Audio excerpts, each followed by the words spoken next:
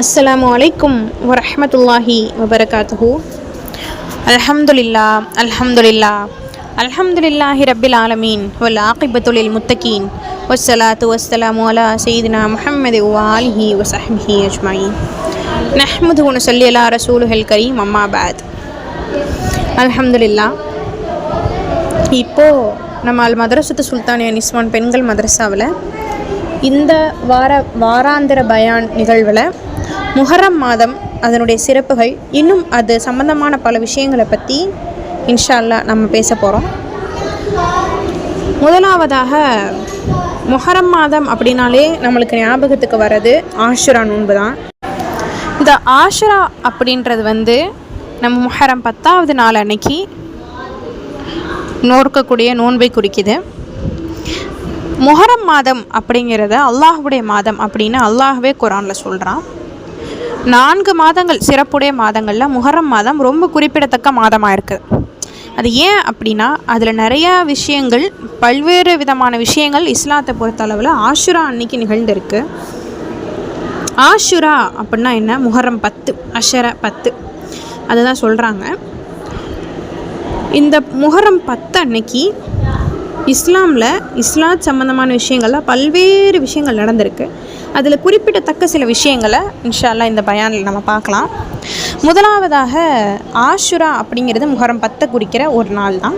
இந்த முஹர்ரம் 10 அன்னைக்கு நடந்த நிகழ்வுகளில் முதலாவதாக ஏன் நம்ம அந்த ஆஷுரா கொண்டாடுறோம் அப்படின்னா, மூசா அலைஹிஸ்ஸலாம் அவர்கள் பனு இஸ்ராயல்களை கூட்டிகிட்டு ஒரு நாட்டிலேருந்து இன்னொரு நாட்டுக்கு ஹிஜ்ரத் செஞ்சு போகிறாங்க. ஃபிரௌனுடைய கொடுமையின் காரணத்தினால் மூசா அலைஹிஸ்ஸலாம் அவர்கள் மிஸ்ரில் இருந்து பனு இஸ்ராயல்களை கூட்டிக்கிட்டு வேறு ஒரு நாட்டுக்கு மத்தியனின் பக்கம் நகர்ந்து போகிறாங்க. போகும்பொழுது ஃபிரௌன் கூட்டத்தினர் துரத்திட்டு வர்றாங்க. துரத்திட்டு வர்றப்போ அவங்க எல்லாரும் முன்னாடி கடல் வந்துடுது, பின்னாடி அந்த இதழ்கள் இருக்காங்க. அவ்வளோதான் இன்றைக்கி நம்ம அப்படின்னு நினைக்கும் பொழுது கடல் பிளக்கப்படுது. அல்ஹம்துலில்லாஹ், சுப்ஹானல்லாஹ். அந்த கடல் பிளக்கப்பட்டு மூசா அலைஹிஸ்ஸலாம் அவர்களும் அவர்கள் கூட்டத்தினரும் கடந்து போயிடுறாங்க.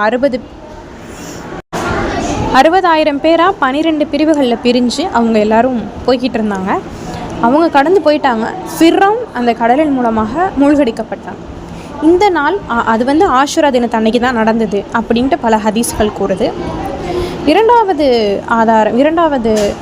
நிகழ்வு என்ன அப்படின்னா, நூஹ் அலைஹிஸ்ஸலாம் அவர்கள் 950 வருஷங்களாக தன்னுடைய மக்களுக்கு, தன்னுடைய உம்மத்தினருக்கு தாவத் பண்ணி அவங்க யாருமே ஈமான் கொள்ளாதனால அல்லாஹ் 40 நாள் 40 பகல் 40 இரவு மழையை அனுப்புகிறான், வெள்ளத்தை அனுப்புகிறான்.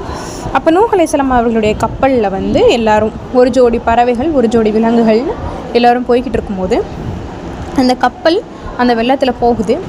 அது ஒரு மலை மேலே ஏறி நிற்கிது. அந்த மலை ஜூதி மலை. அந்த மலையில் நூஹ் அலைஹிஸ்ஸலாமுடைய கப்பல் கரையேறினாலும் இந்த ஆஷுரா தினத்தில் தான். அடுத்ததாக, யூனுஸ் அலைஹிஸ்ஸலாம் அவர்கள் அவங்க மீன் வயிற்றுக்குள்ளே இருந்தாங்க. திமிங்கலத்தோட வயிற்றுக்குள்ளே இருந்தாங்க, நம்மளுக்கு தெரியும்.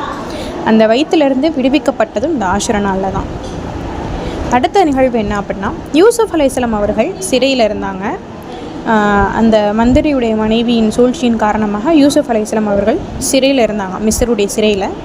அந்த சிறையிலிருந்து அவங்க கனவுக்கு விளக்கம் சொல்கிறதின் காரணத்தினால அரசர் அவங்கள சிறையிலிருந்து விடுவிச்சனாலும் இந்த ஆஷுரா தினத்தில் தான். அய்யூப் அலைஹிஸ்ஸலாம் அவர்கள் உச்சி முதல் பாதம் வரை அவர்களுக்கு ஒரு நோய் இருந்தது. அந்த நோயிலிருந்து அவங்க ஷிஃபா பெற்ற நாளும் இந்த ஆஷுரா தினத்தில் தான். இறுதியாக, நமது தந்தை முதல் தூதர் ஆதம் அலைஹிஸ்ஸலாம் அவர்களுடைய தௌபா, அவர்கள் செஞ்ச பாவத்தினுடைய தௌபா இந்த ஆஷுரா தினத்தன்னைக்கு தான் ஏற்றுக்கொள்ளப்பட்டது. இந்த மாதிரி இந்த நிகழ்வுகள் அனைத்தும் ஆஷுரா தினத்தில் நடந்ததாக சில வரலாற்று மரபுகள் குறிப்பிடுது. இதில் இந்த ஆஷுராவில் நம்ம செய்ய வேண்டிய முக்கியமான மிக உறுதியான சுன்னத்தே முஅக்கதா அப்படிங்கிறது என்ன அப்படின்னா, முஹர்ரம் 9 மற்றும் 10 நம்ம நோன்பு நோக்கிறது.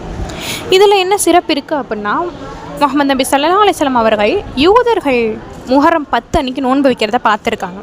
அவங்ககிட்ட எதுக்காக நோன்பு வைக்கிறீங்க அப்படின்னு கேட்டதுக்கு, மூசா அலைஹிஸ்ஸலாம் அவர்களுடைய விடுதலைக்காக நாங்கள் நோன்பு வைக்கிறோம். அவங்க விடுதலை பெற்ற நாள் ஆஷுராங்கிறனால முஹர்ரம் 10 அன்னைக்கு நோன்பு வைக்கிறோம், அவர்களை கொண்டாடுறோம் அப்படின்னு சொல்லும்போது முஹம்மது நபி ஸல்லல்லாஹு அலைஹி வஸல்லம் அவங்க சொல்கிறாங்க, உங்களை விட மூசா அலைஹிஸ்ஸலாம் அவர்கள் மீது அதிக உரிமையுடையவர்கள் நாங்கள் தான் அப்படின்னு சொல்கிறாங்க. அப்போது அன்றைய காலத்தில் அவங்க முஹம்மது நபி ஸல்லல்லாஹு அலைஹி வஸல்லம் அவங்க மற்ற அனைவரையுமே முஹர்ரம் 10 அன்னைக்கு நோன்பு வைக்க சொல்கிறாங்க. இது போக யூதர்களுக்கு மாற்றமாக செய்யணும் அப்படிங்கிறதுனால முஹர்ரம் 9, 10 அன்னைக்கு 2 நோம்பாக நம்ம எல்லாரையுமே முஹம்மது நபி ஸல்லல்லாஹு அலைஹி வஸல்லம் அவங்க நோன்பு வைக்க சொல்லி வழிகாட்டியிருக்காங்க. இந்த முஹர்ரம் கிட்டத்தட்ட இறுதிக்கு, முஹர்ரமோட கடைசிக்கு வந்துட்டோம். நம்ம எல்லோருமே முஹர்ரம் நோன்பு வச்சுருப்போம். ஆஷுராவுடைய 9, 10 அல்லது 10, 11 நோன்பு வச்சுருப்போம்னு நினைக்கிறேன். இல்லை வைக்கலை அப்படின்னாலும் இனி வரக்கூடிய வருடங்களில் இந்த ஆஷுராவுடைய நோன்பை நோற்று நம்மளுடைய முந்தைய ஆண்டின் பாவங்கள் அனைத்தையும் மன்னிக்க பெறுவோம். இதுதான் இந்த ஆஷுரா தினத்தில் நடந்த சில முக்கியமான நிகழ்வுகள். இதோடு என்னுடைய உரையை நான் முடித்துக் கொள்கிறேன். வாஹிரு தாவானா அனில் ஹம்துலில்லாஹி ரபில் ஆலமீன். அஸ்ஸலாமு அலைக்கும் வரஹ்மத்துல்லாஹி வபரகாத்துஹு.